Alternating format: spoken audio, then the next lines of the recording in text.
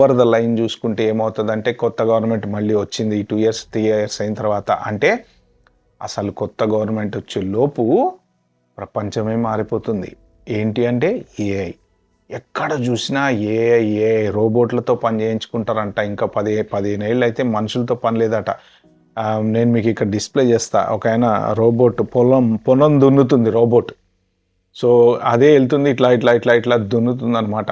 So మీకు robots చేయని పని లేదు ఏదైనా సరే. అంటే ఒక మనిషికి ఏదైనా అయితే హాస్పిటల్కి తీసుకెళ్ళాలి, బిల్లు కట్టాలి, ఇన్సూరెన్స్ పెట్టాలి, ఇవన్నీ రోబోట్కి ఏముందండి, ఆ డిస్క్ తీసి ఇంకో ఆ డిస్క్ పెడతాం, లేకపోతే వైర్ తీసి ఇంకో వైర్ పెడతాం, లేకపోతే మొత్తం పాడేసి ఇంకో రోబోట్ తెచ్చుకుంటాడు. అంటే వాళ్ళకి కాస్ట్ కట్టింగ్ ఉంటుంది కదా, కాస్ట్ కట్టింగ్ ఉంటుంది.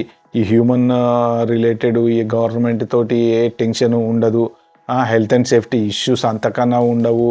అలాంటప్పుడు కంపెనీస్ ఏం చేస్తాయి, ప్రాఫిట్ కోసము వీళ్ళనే ఎంచుకుంటాయి అనమాట. సో ఇట్లాంటి పరిస్థితులలో కొత్త గవర్నమెంట్ వచ్చినా సరే, అన్ని ఇమిగ్రేషన్ అన్ని రూల్స్ రిలాక్స్ చేసినా సరే, ఫస్ట్ ఆఫ్ ఆల్ H1కి జాబ్స్ అనేవి ఉండాలిగా.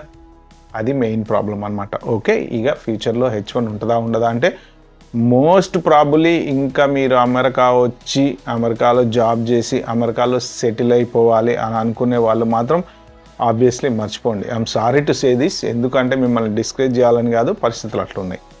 ఇప్పుడు ఇండియాలో జాబ్స్ పెరిగితే పెరగచ్చు, లేకపోతే అవి కూడా పోవచ్చు. చూస్తున్నారు కదా, ఒక 15 రోజుల నుంచి షేర్లని ఇవ్వని ఇష్టం వచ్చినట్టు పడిపోవటము, కంపెనీస్ భయపడటము. ఇప్పుడు ఇన్ఫోసిస్, TCS, యాంథ్రోపిక్ వాళ్ళతోని అగ్రిమెంట్ చేసుకున్నాయి.